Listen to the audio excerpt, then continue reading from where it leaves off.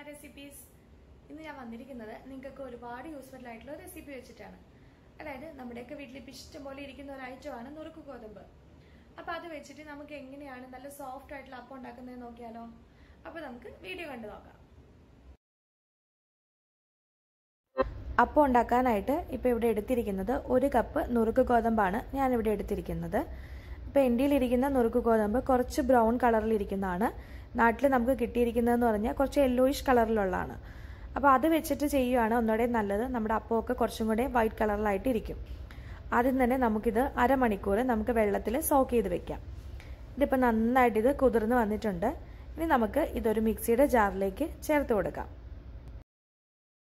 പിന്നീട് നമുക്ക് ചേർത്ത് കൊടുക്കാനുള്ളത് തേങ്ങയാണ്. അത് ഞാനിവിടെ 1 കപ്പ് എടുത്തിട്ടുണ്ട്. പിന്നെ നമുക്ക് ചേർക്കാനുള്ളത് ചോറാണ്.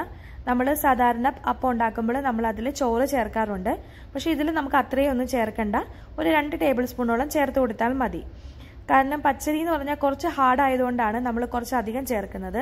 പക്ഷേ നമുക്ക് നുറുക്ക് ഗോതമ്പ് കുറച്ച് സോഫ്റ്റ് ആയതല്ലോ. അപ്പോൾ അതുകൊണ്ട് നമുക്കൊരു 2 ടേബിൾ സ്പൂൺ ചേർത്ത് കൊടുത്താൽ മതി. പിന്നെ നമുക്ക് ചേർത്ത് കൊടുക്കാനുള്ളത് ഒരു 1/4 ടീസ്പൂൺ ഈസ്റ്റാണ്. ഈസ്റ്റ് ചേർത്ത് കൊടുക്കുക. നിങ്ങളുടെ കയ്യിലുള്ള ഈസ്റ്റിൻ്റെ ഇതനുസരിച്ച് നിങ്ങൾ ചേർത്ത് കൊടുക്കുക. പിന്നെ നമുക്ക് ചേർക്കാനുള്ളത് ഒരു 1/2 ടേബിൾ സ്പൂൺ പഞ്ചസാരയാണ്. പഞ്ചസാരയും നമ്മൾ എപ്പോഴും ഈസ്റ്റിൻ്റെ കൂടെ തന്നെ ചേർത്ത് കൊടുക്കണം. എന്നാലാണ് നമുക്ക് അപ്പം പെട്ടെന്ന് അത് ഫെർമെൻ്റ് ആയി കിട്ടുള്ളൂ. എന്നിട്ട് ഇത് നന്നായിട്ട് അരച്ചെടുക്കണം. ഇപ്പം ഇത് ഞാൻ നന്നായിട്ട് ഇത് അരച്ചെടുത്തിട്ടുണ്ട്.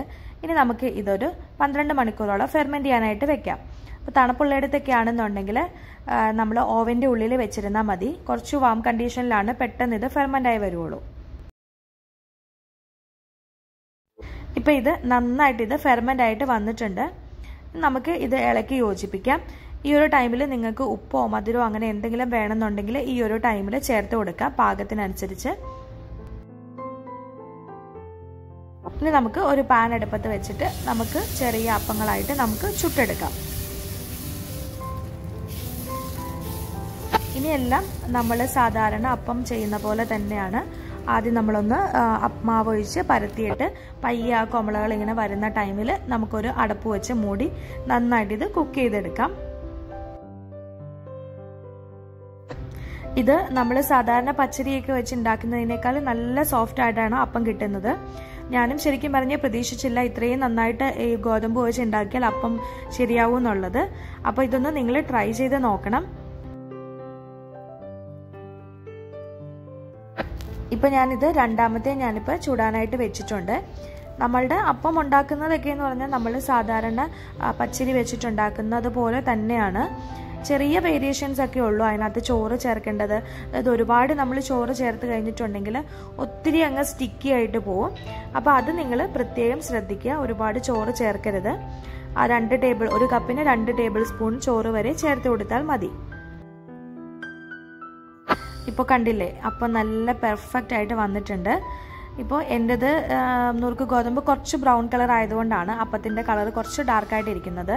നിങ്ങൾക്ക് നാട്ടിൽ കിട്ടിയിരിക്കുന്നതെന്ന് പറഞ്ഞാൽ കുറച്ച് യെല്ലോയിഷ് ആയിട്ടുള്ള നുറുക്ക് ഗോതമ്പ് ആയത് കാരണം കുറച്ചും കൂടി നല്ലൊരു കളറിൽ കിട്ടും.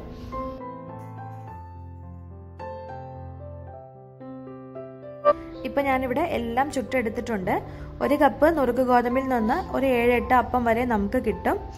ഇന്നിപ്പോൾ ഞാനിവിടെ സെർവ് ചെയ്യുന്നത് നല്ല മുട്ടക്കറിയുടെ കൂടെയാണ് ഞാൻ സെർവ് ചെയ്യുന്നത്. അപ്പോൾ ഏത് കറിയുടെ വേണമെങ്കിലും കൂടെ നല്ല കോമ്പിനേഷനാണ്. നമ്മൾ അപ്പത്തിനൊക്കെ യൂസ് ചെയ്യുന്ന എല്ലാ കറിയുടെ കൂടെ നല്ല കോമ്പിനേഷനാണ്. അപ്പോൾ തീർച്ചയായും നിങ്ങളിതൊന്ന് ട്രൈ ചെയ്ത് നോക്കുക. ഇപ്പം ഷുഗർ ഉള്ളവർക്കും അതുപോലെ തന്നെ ഡയറ്റൊക്കെ നോക്കുന്നവർക്കുമൊക്കെ നമുക്ക് പച്ചരി വെച്ചിട്ടുള്ള അപ്പം അങ്ങനെ കഴിക്കാനായിട്ട് പറ്റില്ലല്ലോ. അപ്പോൾ അവർക്കൊക്കെ കഴിക്കാനായിട്ട് ഇത് നല്ലൊരു ഐറ്റം തന്നെയാണ്. പിന്നെ ഇത് കണ്ടില്ലേ, ഒന്നിനോടൊന്നും ഒട്ടിപ്പിടിച്ചിട്ടൊന്നുമില്ല. നല്ല സോഫ്റ്റ് ആയിട്ടാണ് നമ്മുടെ അപ്പം ഇരിക്കുന്നത്. നമ്മുടെ പച്ചരി വെച്ചിട്ട് ചെയ്തെടുക്കുന്ന അപ്പത്തിനേക്കാളും നല്ല സോഫ്റ്റ് ആയിട്ടാണ് ഇത് വെച്ച് ചെയ്യുമ്പോൾ അപ്പം കിട്ടുന്നത്. അപ്പോൾ എല്ലാവരും നുറുക്ക് ഗോതമ്പ് വെച്ച് ഈ അപ്പം ഒന്ന് ട്രൈ ചെയ്ത് നോക്കുക. നിങ്ങളിത് ട്രൈ ചെയ്ത് നോക്കിയിട്ട് നിങ്ങൾക്ക് ഇഷ്ടപ്പെടുകയാണെന്നുണ്ടെങ്കിൽ ഫീഡ്ബാക്ക് പറയാനായിട്ട് മറക്കരുത്. പിന്നെ ഈ വീഡിയോ ഒന്ന് ലൈക്ക് ചെയ്തേക്ക് നിങ്ങൾക്ക് ഇഷ്ടപ്പെടുകയാണെന്നുണ്ടെങ്കിൽ. പിന്നെ എപ്പോഴും പറയുന്ന പോലെ തന്നെ ഈ ചാനൽ കാണുന്ന ആരെങ്കിലും ആദ്യമായിട്ടാണ് കാണുന്നതെങ്കിൽ ഇതൊന്ന് സബ്സ്ക്രൈബ് ചെയ്യുക. അതിൻ്റെ കൂടെ തന്നെ കാണുന്ന ആ ബെൽ ഐക്കണും കൂടെ ഓണാക്കി ഇടുകയാണെങ്കിൽ ഞാനിടുന്ന എല്ലാ വീഡിയോസും നിങ്ങൾക്ക് കറക്റ്റായിട്ട് കിട്ടും. Thank you.